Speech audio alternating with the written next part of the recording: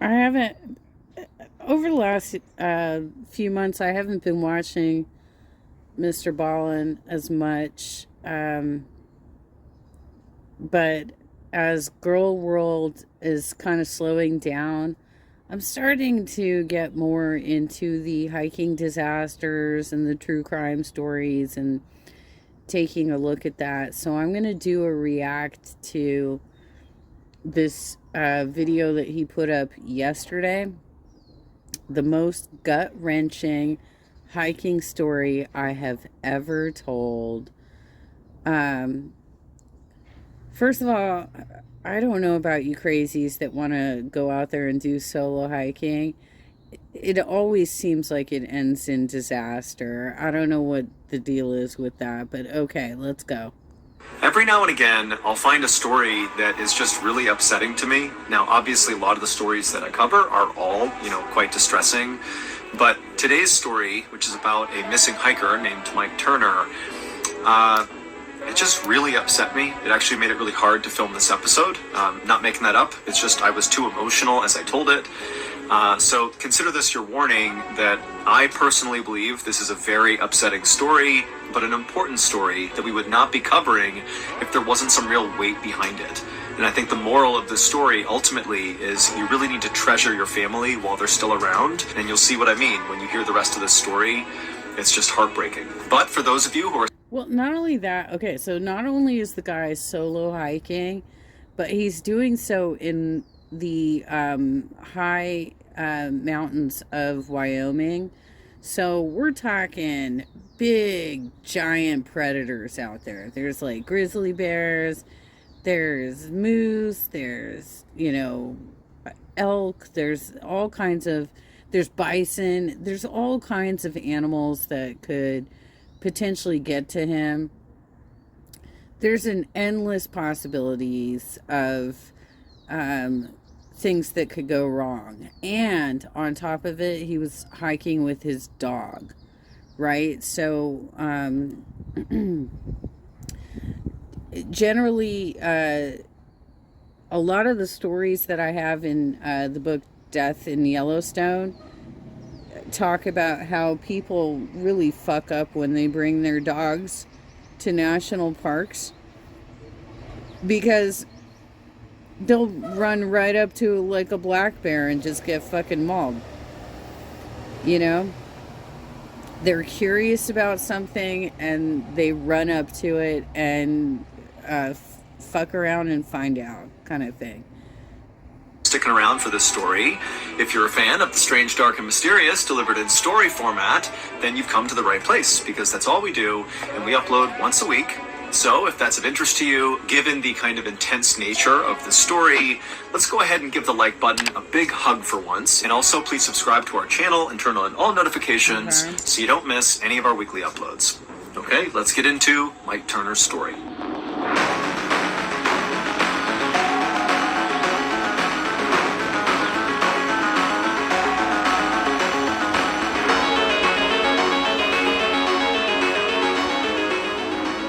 On the afternoon of August 2nd, 1998, a 48-year-old, 6-foot, 6-inch tall hiker named Mike Turner stopped for a moment and took his bottle out of his backpack and took a sip. Mike was standing in a cluster of trees on the side of this mountain about 11,000 feet up, inside of an area in Wyoming called the Fitzpatrick Wilderness. The Fitzpatrick Wilderness is easily one of the most visually striking places in the entire world. It's like all of the extremes of nature kind of collided together in this one place.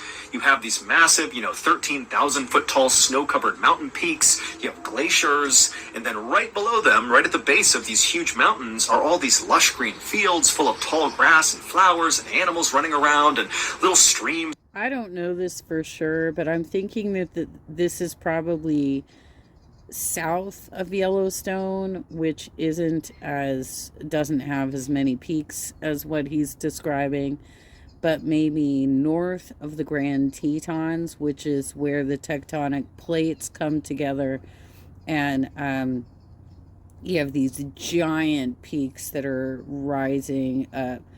because maybe it was the Grand Tetons, but it doesn't look like as extreme as that. But there are some very beautiful wilderness areas in Wyoming for sure.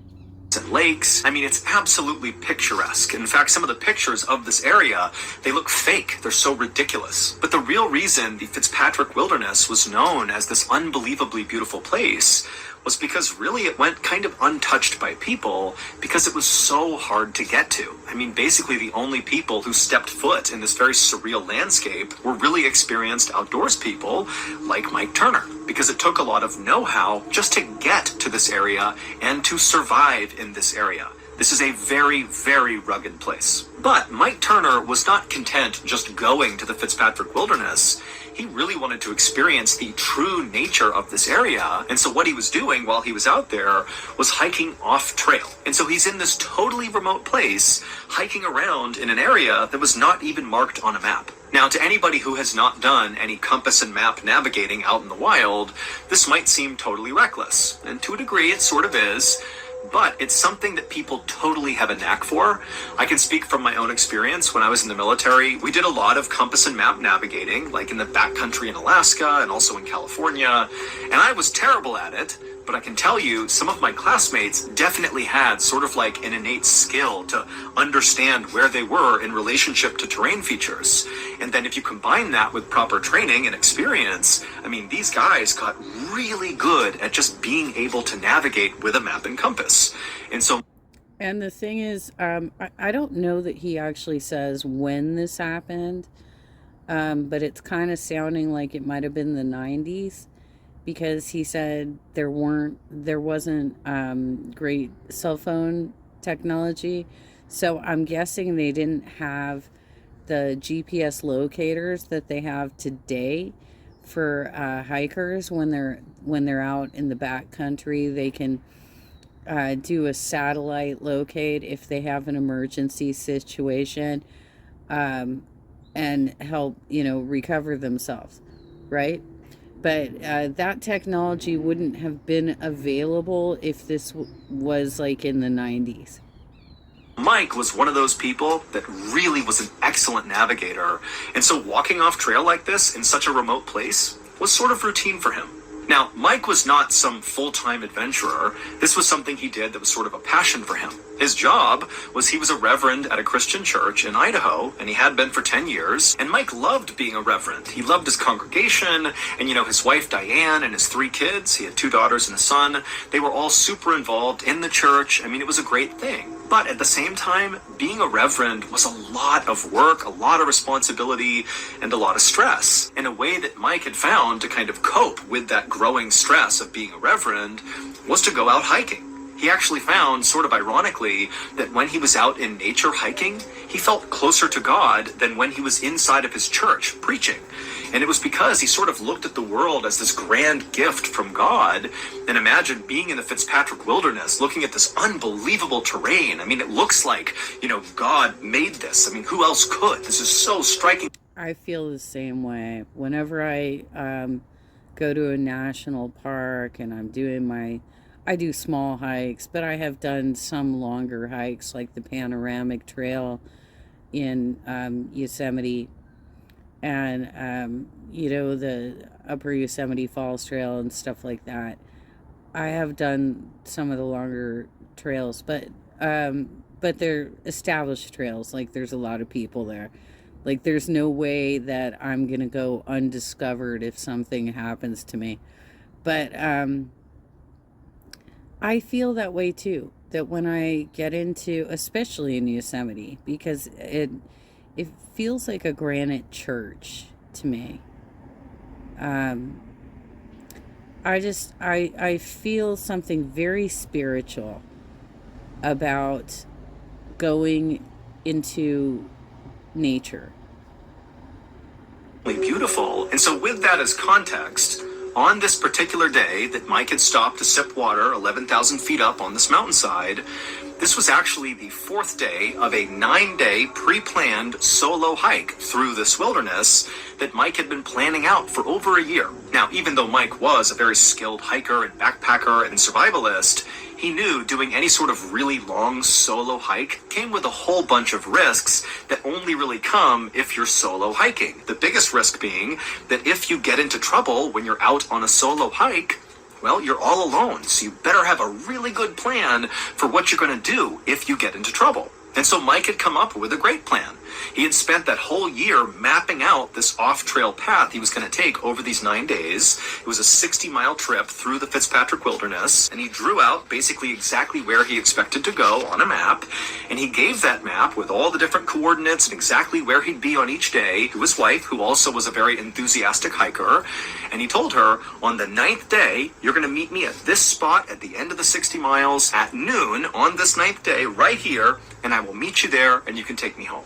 However, that plan had changed on that 4th day as Mike was sipping his water on the mountainside. And only Mike knew it because he had no way to communicate back to his friends and family. Cell phones were very primitive at the time, so he couldn't just call somebody. I mean, basically, if he deviated his plan, he was the only one who would know. Now, the reason why Mike, on the 4th day of this 9-day trip, decided to alter his course made a lot of sense. So even though Mike was technically solo hiking, he was not actually alone. With him was the family dog named Andy, who was a very good-natured black lab mix who loved going hiking. And over the course of the previous day and then into this terrible idea, especially in the area that he was in, where you have so many predators and they can smell the dog and they might be interested in inspecting the dog, and the dog might be interested in inspecting them. That could be a recipe for disaster. So I don't know why he was doing that. And in fact, like, if you're in a national park, dogs are not allowed on trails, period. There's very limited areas that they allow dogs to exist in national parks. What did I hit? I don't want to view your products, dude. Day, he and Andy had been up at elevation at about 13,000 feet, walking on some icy parts of the mountain, and Andy's paws were getting really raw from kind of walking on the jagged ice. And that day, on the 4th day, Mike had noticed Andy was whimpering and struggling to keep up when normally Andy was super energetic and running all around. And he knew that, my course that I'm supposed to be going on for the next few days is going to be going all through these mountains with all this ice, and I don't think Andy can keep up. He's not going to be able to do it. And so he had decided to side skirt the mountains to avoid the ice. And even though this path was definitely going to take him a little bit longer, it would still bring him to the same destination, to that same pickup spot where his wife and his family would be waiting for him. Now, Mike understood that by deviating his route, not only would his family not know, like they would have no idea where he was, but also this secondary route he'd be taking to save Andy's paws was going to take a little bit longer than the intended course would take. And so he knew he was not going to be there at the time he said he would. So he was not going to be there at noon on the 9th day. It was going to be maybe the 10th day or beyond. But Mike had planned for this contingency. He had brought extra supplies specifically if he had to extend his journey. And so he felt confident that even though this was a big risk, to take this path that nobody knows he's on, he felt he could do it with no problems. And so after Mike finished taking a sip of his water, he pulled a bowl from his pack that was for Andy, and he poured some water in it, and he placed it on the ground, and Andy kind of made his way over and began lapping at the water. And as he did, Mike looked down and saw Andy's tail wagging happily. And Mike felt confident, seeing how much better his dog was already doing, that this was definitely the right decision. Taking this secondary route was definitely the way to go. But as Mike waited for his dog to finish drinking, Andy suddenly stopped and then lifted his head up with his ears perked up like he had sensed something. And then before Mike could stop him, Andy just took off running into the trees and disappeared. Now, Andy was a playful dog that periodically kind of ran around on the hikes like this. Yeah, but you can't do that. You can't bring a dog on. You can't. You can't bring a dog on with you hiking like that. You can't do it. And unfortunately, this guy suffered some pretty severe consequences as a result of it. But remember, Mike is out in the backcountry and he's deviated his path. He needs to be really sure of where he is. He can't afford to make mistakes here. And if Andy just goes rogue and he has to go chase after him, the opportunity to get turned around or lost, or maybe come in contact with some big predator that maybe Andy has sensed, were pretty high. And so Mike grabbed the bowl and took off running into the trees after Andy. And after going into those trees, he emerged on the other side, Mike did, and suddenly he was hit with this incredible view, kind of looking down towards this lake, and there was this huge clearing on this side of the mountain that was filled with these huge boulders, like boulders the size of small cars, and they were everywhere. Basically, the mountain, as it eroded, chunks of rock were rolling down into this clearing that was sort of at a slant down towards this lake, and it just filled the entire clearing with boulders, to the point where you really couldn't actually walk on solid ground. The only way to get from where Mike was and where Andy was, because at this point he could see his dog was making his way towards the lake. Clearly, that's what Andy had sensed, the lake, and he was going to get a drink or something. And so Mike knew to get to his dog, he would basically have to climb onto the boulders and jump from rock to rock all the way to his dog. And so Mike tried calling for Andy one more time to stop and come back, but Andy was on his own program going to... You know, you could be a skilled hiker, but it doesn't necessarily mean that you're a skilled scrambler. Somebody who can, go boulder to boulder. Scrambling is like one step before rock climbing. Towards the lake, and so resigned to the situation, Mike climbed on top of the first boulder and began jumping boulder to boulder in the direction of his dog. 1 week later, on the afternoon of August 9th, Mike's wife, Diane, along with her 3 kids and some family friends, stood at the start of a trail called the Big Sandy Trail, which was the designated meeting spot where Mike said he would meet his family at the end of this 9-day journey. And as Diane stood there at this meeting place, she kept anxiously checking her watch. Mike was late, and not just a few minutes late. He was a full 24 hours late. Mike was supposed to be there on the 8th at noon, and now it's the 9th, and he's still not here. But remember, Mike is a guy that did stuff like this fairly regularly. He was very competent out in the wild, and everybody knew when he went off on this journey that, of course, there was some variability to when he would actually arrive at the meeting place. Despite Mike saying, I'll be there on the 8th at noon, Diane and her friends and family all sort of felt like, well, I hope he's there at noon, but realistically... Dude, this is why you guys need to be a little bit more reliable about contact so that we know when you're in trouble and can actually call for help, okay? Basically, he might be, several hours or maybe even a day late, and that's okay. And so the day before, when he didn't show up at noon, people were anxious, but they were okay. Now, 24 hours later, and still Mike has not shown up, there's no trace of him, Diane and her kids and the family friends, they were starting to worry. And in fact, before Mike left on this trip, he told Diane that if for some reason he does not show up on the 9th, so 24 hours after he said he would be there, and it's past 4 o'clock on the 9th, this is the trigger point, that Diane should call the authorities and assume something is wrong and send out a search party. And so Diane is checking her watch on the 9th, and soon enough, it's 4 p.m., Mike's not here, 4:05, 4:10, 4:15, still no Mike. And even though she knew her husband said, now it's time, go get the authorities, she just couldn't bring herself to do it. She felt like it's such a huge to-do if you get a search party organized out here. I mean, that's a massive effort, super expensive, and she felt like the second she told authorities that... I bet she feels pretty bad now, but okay. Mike would come walking out of the wilderness with a big story to tell and a big apology for being late. And so she convinced herself that, you know what, give him one more day, I'm sure he's bound to show up. But the next day, on the 10th, when still there was no sign of Mike, that morning, Diane did go to the authorities and she reported Mike missing. And just as she expected, a massive search was launched for Mike. But you need to keep in mind here that, again, Diane and the searchers and everybody besides Mike has no idea that he has altered the path he was on. And they're going to be searching this massive expanse of wilderness that even with the best of conditions, knowing exactly where someone is on their route, I mean, it's so hard to find people out here. I mean, it's totally rugged. Things are obscured from view, from the air, from the land. There are areas you can't even get to. There's predators out there. I mean, this is a dangerous thing to be doing. And again, they don't know he's not even on that path anymore. He's deviated. And so, despite helicopters in the air, horseback teams out in force, hundreds of volunteers combing the area looking for Mike, nobody found a trace of him. And after 2 weeks went by with this huge search producing nothing, they finally had to call it off. And so, of course, Mike's family is just unbelievably devastated. They have no idea what's happened to Mike. Oh, Andy, what trouble you have been. Oh, my goodness. Have you ever thought to yourself, man, I just wish I could consume the strange, dark, and mysterious in lives? I don't need that. Up and he ate, they gave him water, and just so you know, Andy would survive and make a full recovery. And so after these backpackers have Andy... I went for it a little bit too much. I just don't need the sponsorship shit.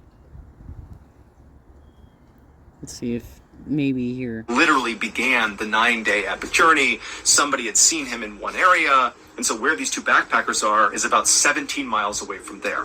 And so these two backpackers, they were aware that Mike Turner was missing because there were flyers up all over the place around the outside of the Fitzpatrick Wilderness at the beginning of all the trailheads and in town and all over the place. So they were aware of this, aware that Mike was missing and his dog was missing. And as they're just sitting there taking a break, this totally emaciated, ragged-looking black lab came out of the tree line, whimpering and looking like it was on its last legs. It was Andy. And right away, these backpackers knew that's the missing dog. And so they lured the dog to them with granola bars, and Andy came up and he ate, they gave him water. And just so you know, Andy would survive and make a full recovery. And so after these backpackers have Andy in their possession, they immediately contacted authorities, who then got in touch with Mike's family and said, hey, we found Andy. And so you can imagine the absolute roller coaster of emotion Mike Turner's family is going through.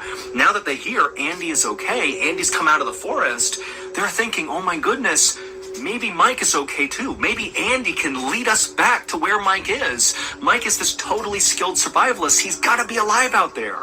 And so after discovering Andy, a second search was launched, using Andy as the guide dog. They basically went to that spot where the backpackers found him, and basically Andy's family and some other volunteers allowed Andy to lead them back into the wilderness, hoping it would lead them to Mike. And so as this new search began, with Andy leading the way, a separate backpacker, who we will call Brian, just for the sake of this story, that's not his name, but we're going to call him Brian, he was hiking through a section of the Fitzpatrick Wilderness, not near where Andy was. This is a separate area. And Brian, he was not involved in looking for Mike Turner, but he was aware that Mike was missing because, again, he had seen all the missing person flyers, he'd seen the news, and when he began his own hike into the wilderness, he had seen at the start of his own trailhead a big flyer with a picture of Mike Turner and his dog saying he was missing. So Brian's aware of Mike Turner's absence, but he's just going on his own hike into the wilderness. And after a few days of solo hiking his way into this totally rugged expanse, he eventually reaches this kind of dense cluster of trees about 11,000 feet up on the side of a mountain, and he walks through those trees,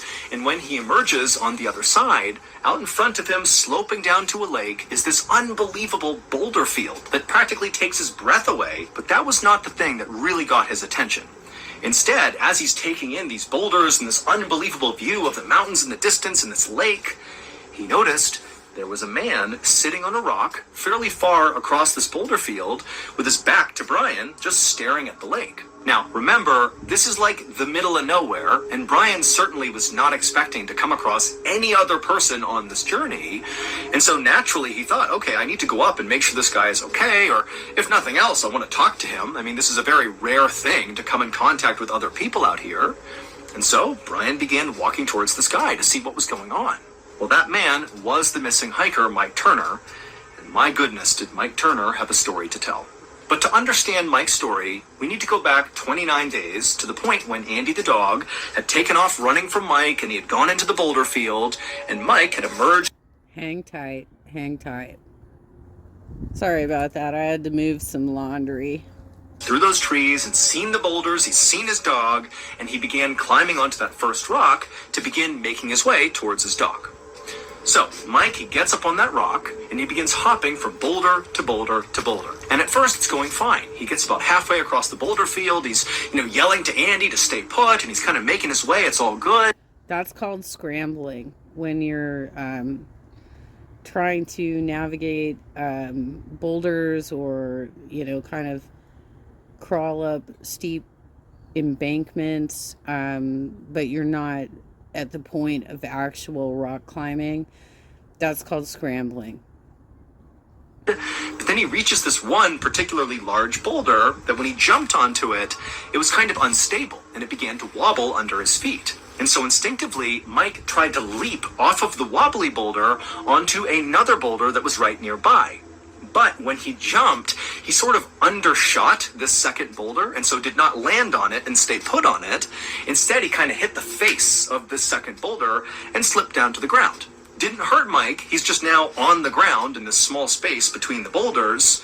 However, unfortunately, the wobbly boulder right behind Mike, well, it didn't just continue to wobble, it wobbled to the point where it rolled forward and literally came to a rest against the second boulder that Mike had just jumped onto and failed to land on top of. Basically, wobbly boulder impacted second boulder, sandwiching Mike between them. But critically, it did not harm Mike. This is going to take some explaining, but it'll make sense after I go through it. Wobbly boulder had what looked like almost a U-shaped cutout on the face of the wobbly boulder. Like, imagine a perfectly round boulder, but there's like a divot kind of sitting on the front of it. And it just so happened that on the second boulder in front of wobbly boulder, it also had a sort of divot on the face of it, kind of looking like a U-shape. And when these two boulders collided, these 800-pound boulders, Mike happened to be standing exactly in the position where those two cutouts wrapped around him like shackles. They basically pinned his ankles together, where he could not pull his legs up and out of this totally tight space that was just big enough to hold his legs in place. It was like he was anchored to the ground. There's so many stories like this where people explore caves and get stuck and end up not being able to be saved because they're like too wedged in, and your body starts swelling at some point where you can't be pulled out. There's so many stories like this. They even did the movie about the guy that cut off his own arm to get out of a situation where he was trapped. Folks, don't go solo hiking. Come on now. But again, Mike is unharmed. His legs aren't broken. He's not battered. Nothing. He just cannot move. Now, Mike instantly would have known this is a really big issue because he can't move these 800-pound boulders. They are 800 pounds. And he's by himself, minus his dog, who can't really help him with the boulders.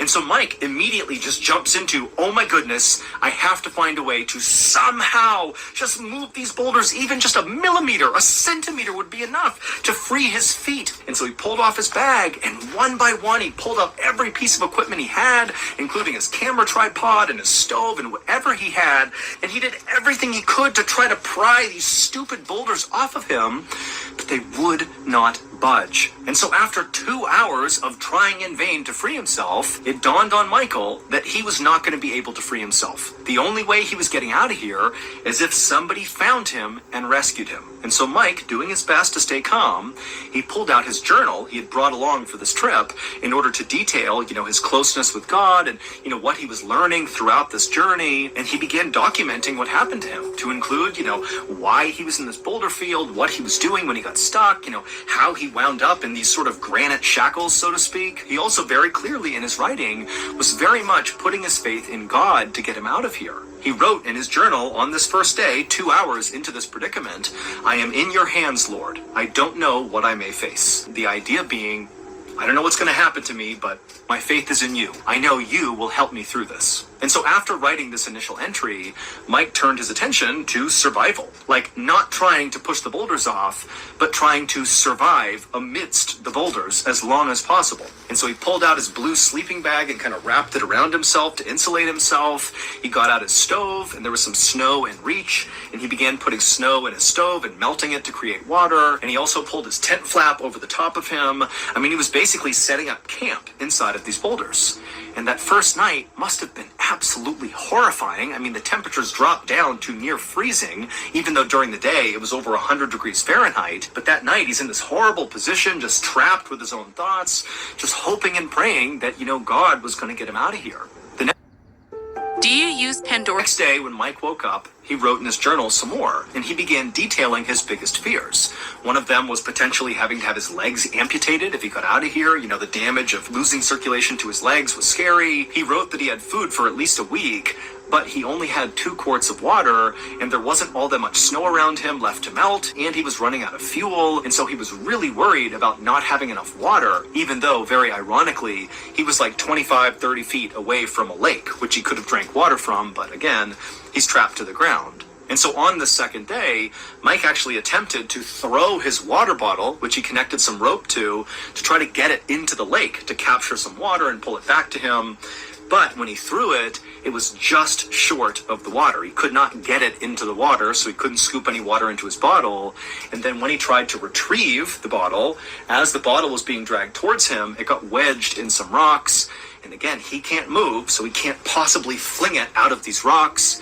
And so he couldn't even get his water bottle back. And so by the end of that second day, Mike's tone in his journal began to change. It wasn't totally negative yet, but he began talking about how, man, I wonder what's going to happen when I run out of water. I wonder what my urine will taste like if I mix it with Crystal Light. So it was kind of like he was joking about the fact that he was going to try to make his pee taste better, but it also showed he was beginning to realize just how serious the situation was. Nobody knows where he is. He's completely off the beaten path. He has no idea if anybody even knows he's in trouble, and he's about to be out of water. The next day, so the third day of being trapped inside of these boulders, Mike would once again begin writing in his journal. And his tone seemed a bit more optimistic, despite the fact that he has not solved, this water crisis he's about to face. He's down to his literal last quart of water. But in his journal, he talked about how this whole trip he went on, this 9-day trip he had planned out, the whole point was to become closer to God. And he felt like, what? I've really done that in the past couple of days. What I wanted to achieve, having a really spiritual event here, it's happened like times 100 being trapped here. I mean, this is the closest I've ever felt to God. But you could just tell there was just an underlying sense that I'm going to get out of here. I'm going to learn from this experience. I'm not going to take stupid risks anymore. I'm going to be a better father, be a better husband, be a better reverend. I'm going to make something of myself. I'm going to improve as a result of this suffering I'm going through right now.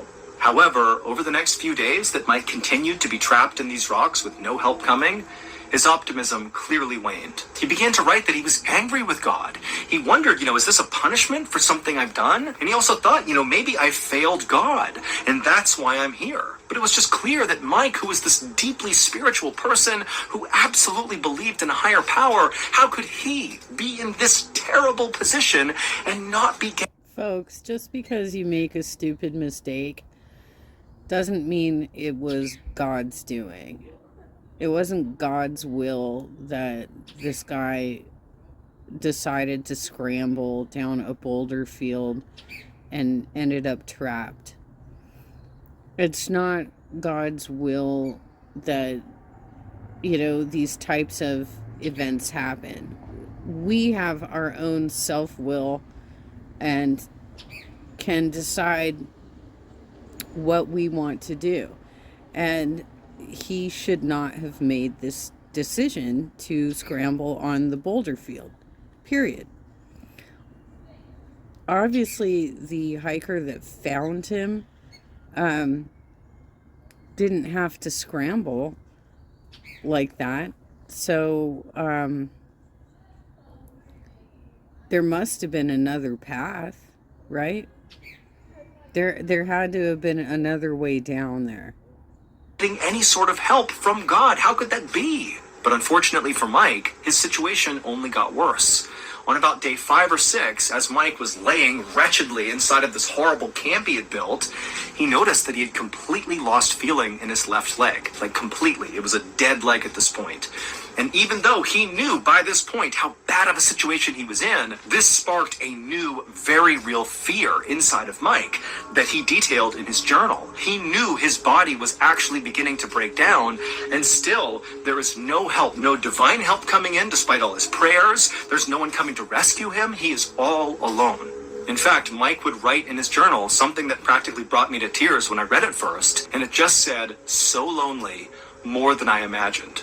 I just can't picture what it would be like to be trapped out there. You're not hurt, but you can't go anywhere, and you're all alone, just slowly withering away. And your family, they're somewhere out there, they have no idea, nobody knows. It's just unbelievably devastating. The mental torture this man went through is just out of this world. But it just keeps getting worse. Day 6, day 7, Mike at some point actually dropped his journal, and because he can't actually reach it anymore, he just picked up whatever objects he had and continued writing on them, like his pocket Bible, and then also there was an instruction manual for his stove, and he would write in the margins, and his writing just continued to get more and more pessimistic and sad. He began writing about how intensely he regretted his decision to take the long route. He was totally setting him up for this situation. Nobody would have known where he is. And so he's hating on himself. He's still mad at God. Why aren't you here? Aren't you seeing how badly I'm suffering? I mean, this is a guy who's basically losing his mind with regret and anguish and just... Well, and he was a reverend, so he had dedicated his life to God, and he was expecting that God would come and save him somehow, because of his faith. And that's why I say, it's on us. If you are a believer, then you need to believe that you have self-will. You've got to make your own decisions. God's not always going to save you. He's not like some super hero that flies in and is like, hey, here I am. I'm going to lift this boulder up now. That's not going to happen. Pure loneliness. I mean, this is horrible. But then on the 7th and 8th day or 9th day that he was stuck in these boulders, once again, Mike's writing on his random things that he wrote on took another turn. Not only was his writing becoming more and more illegible, because he's literally dying here. I mean, his body's breaking down. He's exposed to the sun all day, and then at night it's freezing cold. He's not having any water. He's drinking his urine. He's got no food left. He can barely write.